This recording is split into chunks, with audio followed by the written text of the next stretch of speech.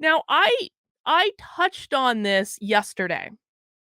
I didn't really talk a lot about this, but I touched on it yesterday, and now it has to do with something that's come up today. Shocking how that works. So, Zero Hedge on Sunday reported this, and it kind of flew under the radar. So, do you guys remember that the counterterrorism memo that Merrick Garland wrote, basically targeting parents in school board meetings and labeling them as domestic terrorists?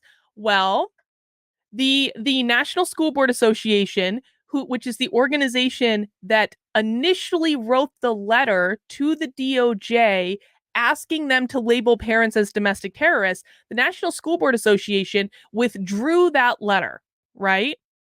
But the DOJ never withdrew the memo. Merrick Garland never took back the memo in which he called parents domestic terrorists. Let's just read this from Zero Hedge. I didn't really read it yesterday, so this will be new for most people who weren't on the stream. In a quiet response to the Senate Judiciary Committee 3 days before Christmas, the Biden DOJ says it won't withdraw a controversial memo used to activate the FBI Counterterrorism Division to investigate parents, voicing their opposition to a variety of topics, primarily mask and vaccine mandates and teaching critical race theory. This week, Senator Chuck Grassley from Iowa revealed the pre-Christmas response, stating, "In December, we asked why the FBI's Counterterrorism Division was getting involved in parents expressing their concerns at school board meetings.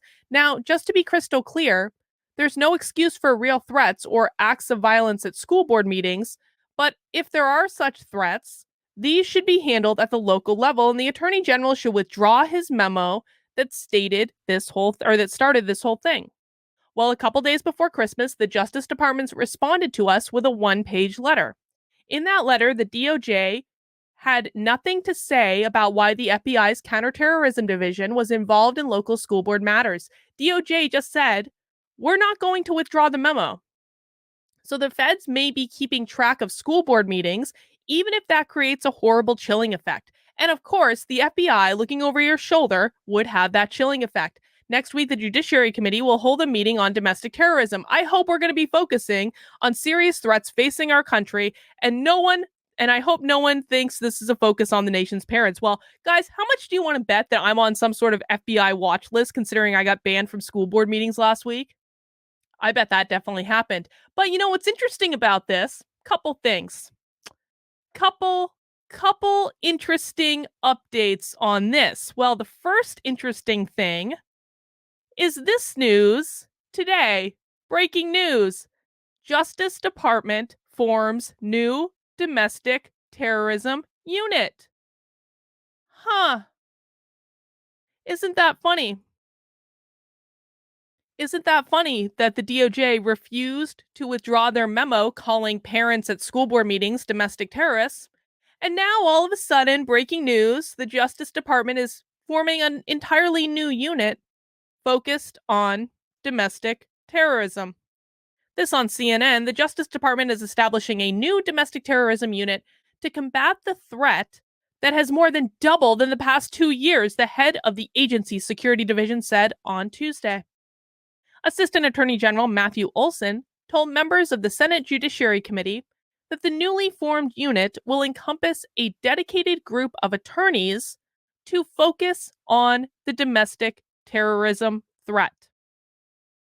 The number of FBI investigations into domestic terrorism has more than doubled since March of 2020.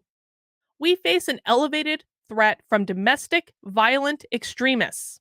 That is, individuals in the United States who seek to commit violent criminal acts in furtherance of domestic and societal goals. Domestic violent extremists are often motivated by a mix of ideologies and personal grievances. We have seen a growing threat from those who are motivated by racial animus, as well as those who ascribe to extremist, anti-government, and anti-authority ideologies. We also remain vigilant to the persistent threat from international terrorist groups, particularly from Al-Qaeda and ISIS. How much do you want to bet? Let me ask you this. Let me ask this another way. What exactly do you think they mean when they say those extremists who abide by anti-government and anti-authority ideologies? What do you think they mean when they say that? There's no chance. There's no chance that the government, that the FBI and the DOJ could be forming a domestic terrorism unit to just keep track and, take care of all of us anti-authoritarian dissidents. Because when you're trying to instill an authoritarian regime, you probably need to take out the people who don't agree with authoritarianism. I'm sure it's just pure coincidence. I can't bring this up on the screen because it's not integrated into StreamYard, so I apologize for that. But Alexandra Martin, thank you so much for being a channel member for 10 months. Alexandra says, Happy Tuesday, peeps. Have you mounted that like button? By the way, Dr. K, I'm loving Live at 5. I don't get to chat most days, but I'm always listening. Alexandra, thank you for your support. I greatly appreciate it. Guys, did you know that when you become a channel member on YouTube, once a month, you get like a free super chat? I hope StreamYard actually integrates them at some point so I can display them on the screen. I don't know why they don't, but I think that's a pretty rad feature myself. So, just FYI, everyone. Yeah, they're going to target libertarians. Oh, they're way going to target libertarians. But I think they're also going to I think they're going to keep targeting parents. I mean, what other reason would they have for not withdrawing that memo unless they were going to target parents or people like me that get banned from school board meetings? I decided last night I want to frame this. I'm going to frame my no trespass letter and hang it on the wall. I think that this is one of my crowning achievements. This might even be more important to me than the Coke Be Less White story. This might be more important, getting banned from school board meetings. I just think it's great. I think it's hilarious. But that's not all. That's not the only thing that happened. Well, look at this. This is because of what is it? Parents Defending Education, which normally do a really good job. They've been doing a lot of FOIA requests, and I really like this organization. I don't necessarily like some of their staffing choices as of late, but that's neither here nor there. I do like them as an organization. I think they're doing a great job with FOIA requests, and Parents Defending Ed have been on a streak of exposing that the Biden administration was 100% complicit in that original letter. They were 100% complicit, even solicited the initial letter from the National School Board Association that started this entire mess in the first place. Let's read this from Fox News. This just came out today. Education Secretary Miguel Cardona, excuse me, guys.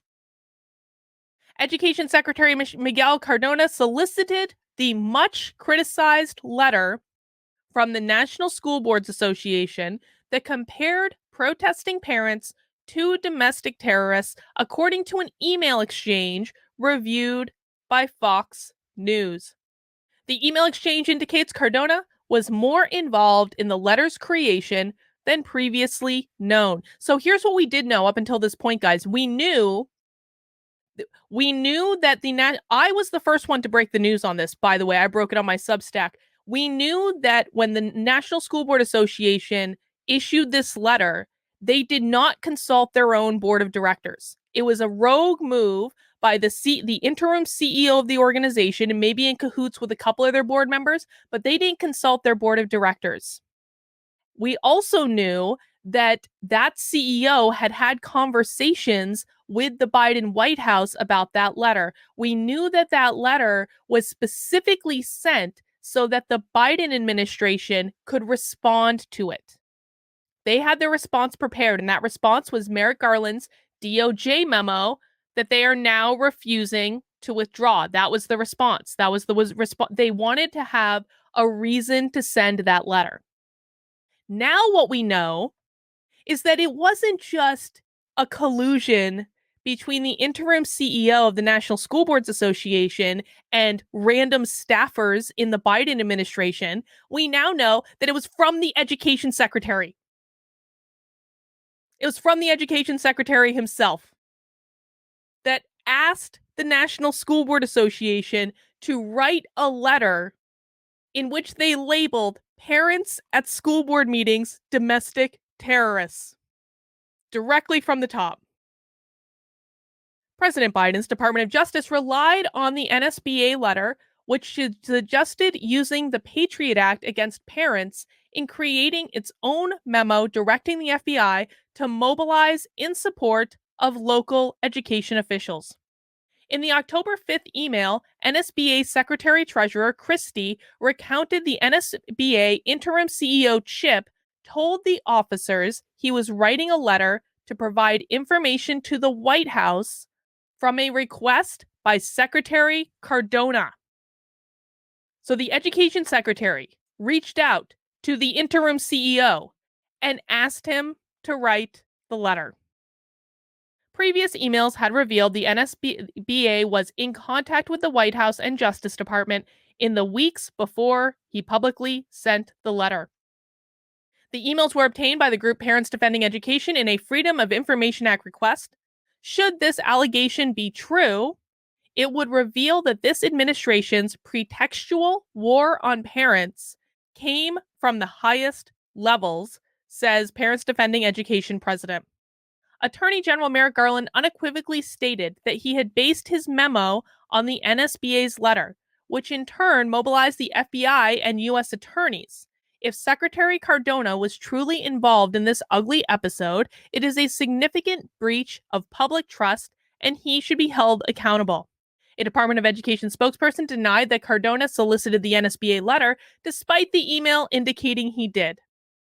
While the secretary did not solicit the letter from the NSBA, to understand the views and concerns of stakeholders, the department routinely engages with students, parents, teachers, district leaders, and educational associations, the spokesperson told Fox News Digital.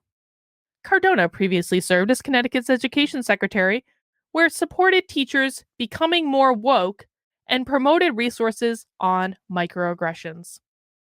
So, just more information there. I mean, we kind of already knew this to be the case, but they set this up, man. The Biden administration, I want to just put a really fine point on it. If you are a parent with children in public schools, the Biden administration is specifically targeting you because they do not believe that you should have a hand in what your children learn. The schools are set up to mold children to be servants to the state. That is the purpose of the public schools. They are government schools. They are government-run institutions. We don't like to think of them that way, but that is exactly what they are. The entire purpose of these schools is to mold citizens that will serve the needs of the state. When they're doing that, they are working as intended. Parents don't like to think of it like that, but that's what it is. Every time you send your little darlings to public school, you are turning them over to the state to be molded into tools that are useful for the state. That does not include you having a say in their education, according to the people leading the process. We've talked a lot on this channel about how critical race theory has nothing to do with race. It has to do with power. This is all about power. That's all it is. It's creating an army of little woke indoctrinees that are going to do their bidding, headed by the education secretary himself, specifically in a plot to target any parents that might question what the schools are doing. They don't want you to know. Chris Rufo's current crusade is all about educational transparency. He's working very hard. I think his goal is to try to get 11 states to pass educational transparency measures. Educational transparency is basically when teachers have to put their materials online for parents to review. That's what Chris Rufo's working on now. Why would anyone fight teachers putting their education materials online? Why would anyone be opposed to public school teachers being required to put their educational materials online so that parents can see what their kids are learning? Why would anyone be opposed to that at all? It makes all the sense in the world. And yet, The White House is opposed to it. The Department of Education is opposed to it. Democrats are opposed to it. Teachers are opposed to it. Teachers' unions are opposed to it. Why don't they want you to see what your children are learning? Nick H. says they use the letter as an excuse to expand power. Everything they're doing all the time is nothing more than an excuse to expand power.